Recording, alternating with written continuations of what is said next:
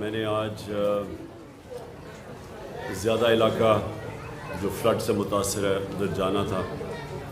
میں نے راجن پور اور ڈی جی خان کا آج پلان بنایا ہوا تھا، لیکن بدقسمتی سے وہاں موسم ٹھیک نہیں تھا تو ہمارا ہیلی کاپٹر ادھر جا نہیں سکا. تو میں نے پھر یہ جو باقی علاقے ہیں، کیونکہ بہت بڑا پاکستان کا علاقہ اس وقت متاثر ہوا ہے فلڈ سے، جو سارا علاقہ دریائے سندھ کے رائٹ ہینڈ پہ ہے، یعنی سجے ہاتھ پہ جو سندھ کا جو سارا علاقہ، جو یہ پہاڑی سلیمان رینج جتنی بھی پہاڑی علاقے ہیں، ان سے جو تیز ان کے اوپر جو بارشیں ہوئی اور جو بڑی تیز سپیڈ پہ چشمے اور یہ نالے آ رہے ہیں، انہوں نے سب سے زیادہ نقصان پہنچایا. اس کا نقصان کا ابھی تک ہم اندازہ لگا رہے ہیں، کیونکہ یہ صورتحال ایسی ہے کہ 2010 جو ایک بہت بڑا دریائے سندھ کے اندر جب فلڈ آیا تھا، وہ بہت بڑا ہم سانیہ سمجھتے تھے، لیکن جو ابھی تک رپورٹس آ رہی ہیں یہ 2010 سے بھی بڑا اس وقت فلڈز کی وجہ سے پاکستان میں سانیہ ہے. اور پھر سے میں کہہ رہا ہوں، یہ سارا علاقہ جو دریائے انڈس کے رائٹ سائڈ پہ ہے، یہ جو پہاڑیوں پہ بارش ہوئی ہے افغانستان میں بھی، اور جو ہمارے سائڈ پہ ان پہاڑیوں پہ جو بارش ہوئی ہے اس سے سارا نقصان ہوا ہے. اس کا جو لانگ ٹرم حل ہے وہ ڈیمز ہیں. پہلے کمپلیٹ کی گوملزام ڈیم، اب یہاں ٹانک زام ڈیم کی فیزیبلٹی بن گئی ہے، شروع ہو گئی ہے، پروونشل گورنمنٹ بنا رہی ہے. اسی طرح پنجاب نے بہت بڑی ڈیم ایک آگے جا کے ڈی جی خان میں، یہی جو پانی نے تباہی مچائی ہے، اس کو ایک بڑی ڈیم بنانے کا پلان تھا ان کا، اور وہ جب سے ہماری حکومت گئی وہ بیچ میں رہ گئی ہے. لیکن وہ پھر حال اس کا یہی ہے کہ یہاں سارا اس جو ہماری مغرب کی پہاڑی ہیں، جو سلیمان رینج ہے، اس کے اوپر ساری جگہ چھوٹی چھوٹی ڈیمز بن جائیں، تو یہی پانی جو اتنا نقصان کر رہا ہے، یہی پانی ایک ایسی چیز بنے گا کہ ملک کا بڑا اثاثہ بن جائے گا. ان علاقوں میں ہمیں پتہ ہے بارشیں کم ہوتی ہیں، پانی کم ہوتا ہے، لوگوں کو بڑی دقت ہوتی ہے پانی کی. تو یہ جب اس طرح کا ایک بارشیں زیادہ ہوتی ہیں اور سیلاب آتا ہے، تو یہ ہمارے لیے فائدہ ہو سکتا ہے اگر ہمارے پاس ڈیمز ہوں اور ہم اسی پانی کو روک لیں، اور یہ پھر پانی ساری جو خشک وقت ہوتا ہے سردیوں کا، اس میں کسانوں کے لیے اور لوگوں کے لیے اور آبادی کے لیے ایک بہت بڑا ایسٹ بن جائے، اثاثہ بن جائے ان کا. تو یہ تو لانگ ٹرم حل ہے. اور ہم نے جو اپنے دور میں 10 ڈیمز کا پلان کیا ہے، 50 سال کے بعد بڑی ڈیمز بھی بنا رہے ہیں. اور ہمارا جو پائپ لائن میں تھیں، اب پتہ نہیں ان کا کیا سٹیٹس ہے جب سے ہماری حکومت گئی ہے، لیکن میں آج یہ ضرور کہوں گا کہ پاکستان کے لیے ڈیمز بہت ضروری ہیں.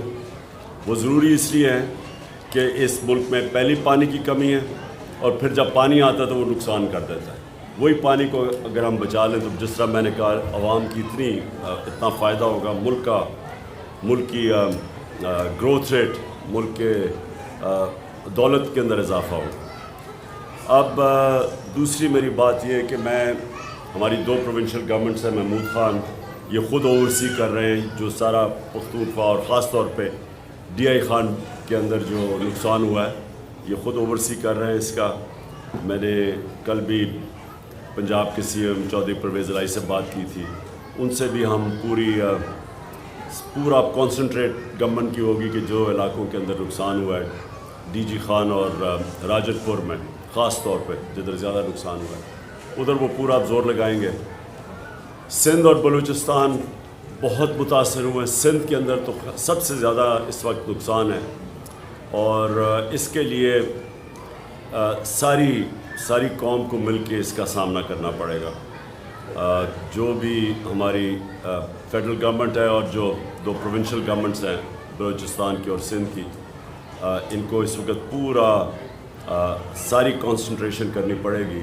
سب کچھ چھوڑ کے، سندھ میں خاص طور پہ جس طرح کی تباہی مچی ہے، سب کچھ چھوڑ کے ان کو، جو لوگ اس وقت بہت مشکل میں ہیں، ان کے لیے ان کی مدد کرنی چاہیے.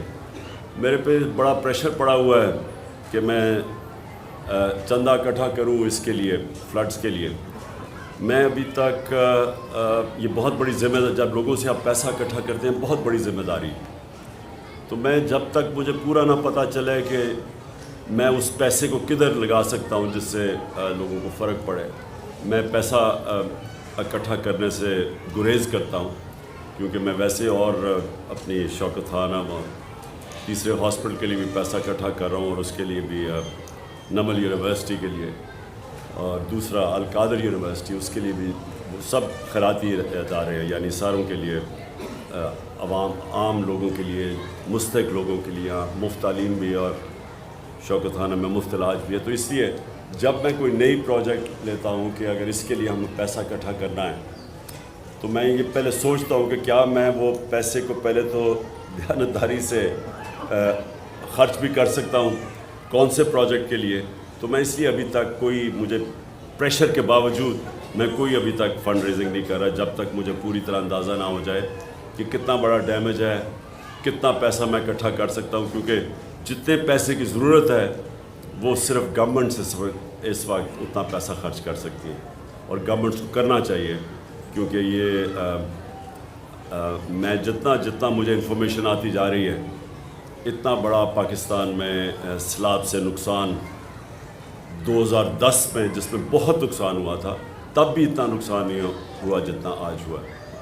تو میں جائزے لے رہا ہوں، میں آج بھی اور بھی جگہ پہ ٹور کر رہا ہوں اور چیک کر رہا ہوں کہ ہم مل کے بحیثیت قوم، ہم مل کے کیسے ہم اب وہ لوگ جو بڑی مشکل میں ہیں، ہم ان کی کیسے مدد کر سکیں. ملک کی بہتری صرف ایک چیز میں ہے کہ یہاں ایک مضبوط اور ایک سٹیبل گورنمنٹ آئے تاکہ اس ملک میں سیاسی طور پہ استحکام ہو. جب تک سیاسی استحکام نہیں ہوگا، معاشی استحکام نہیں ہو سکتا. اور ہماری معیشت اس وقت اتنی مشکل حالات میں ہے، جب سے سازش کے تحت ہماری حکومت کو ہٹایا گیا اور یہ امپورٹڈ حکومت آئی ہے، تو ہر چیز مہنگائی آسمانوں پہ چلی گئی ہے. جو عام آدمی کے کھانے پینے اور استعمال کرنے کی چیزیں، جس کو کنزیومر پرائس انڈیکس کہتے ہیں، اس کے نے سارے ریکارڈ توڑ دیے ہیں. اس وقت مہنگائی کی 42% پہ پہنچ گئی ہے. جب ہم تھے تو 16% پہ تھی.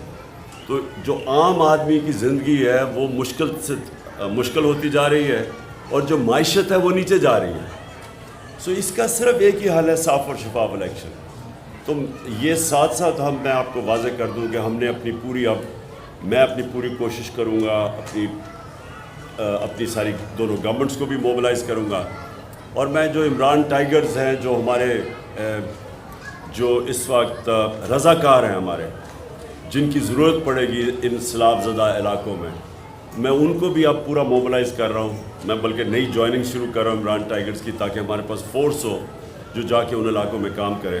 تو میں اس سیلاب کے لیے بھی اب پورا کام کروں گا، اور ساتھ ساتھ میری جو حقیقی آزادی کی تحریک ہے اس ملک کو آزاد کرنے کی، اس کی بھی پوری کوشش اس میں بھی کروں گا. دیکھیے، گرفتاری تو مجرموں کی ہوتی ہے، اور ایک مجرم مفرور ہو کے باہر بیٹھا ہوا ہے، اور دوسرے 60% کیبنٹ اس وقت بیل کے اوپر ہے کرپشن کے کیسز پہ.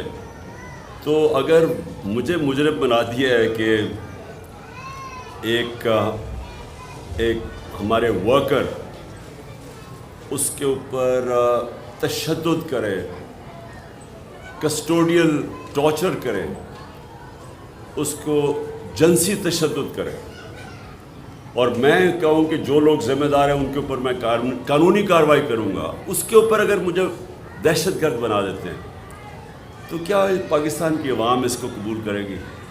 لیکن نا، یہ کوئی بنانا ریپبلک میں بھی اس طرح کا مذاق نہیں ہوتا کہ بجائے لوگ اس وقت سب کو سوچنا چاہیے کہ دنیا میں ہماری بدنامی ہوئی کہ ایک پہلے شہباز گل کو انہوں نے جس طرح کیا اور اغوا کر کے اور پھر اس کے اوپر تشدد کیا، اور دوسرا پھر یہ ایک صحافی جمیل فاروقی، اس سے پھر وہی کیا، وہی ننگا کر کے اس کے اوپر تشدد کیا. اور پھر 2 ہمارے بڑے بڑے صحافی باہر بھاگ گئے ہیں بیچارے، 2 ایک جیل میں اور یہ وہ صحافی ہے جن کی سب سے زیادہ ویورشپ ہے. ان سے ARY چینل جو کہ اس میں سب سے زیادہ مقبول چینل ہے پاکستان کی، اس کو بند کر دیا انہوں نے. تو یہ ساری چیزیں ہو رہی ہیں، اس سے پاکستان کو نقصان ہو رہا ہے. اور یہ جو امپورٹڈ حکومت ہے اس کو لوگ برا بھلا کہہ رہے ہیں، اور اس کے ساتھ جو بھی ان کے پیچھے جن کے پاس پاور ہے، جو ہینڈلرز ہیں، جو نیوٹرلز ہیں، ان کو بھی برا بھلا ساتھ کہہ رہے ہیں. دنیا میں بدنامی ہو رہی ہے. تو اس میں ہمارا تو اللہ کا کرم ہے کہ ہماری تحریک انصاف کا تو فائدہ ہی ہو رہا ہے. ہمارے پاس تو اتنے پبلک آ رہی ہے، الیکشنز بائی الیکشنز ہم جیت رہے ہیں، پبلک ہمارے ساتھ ہے.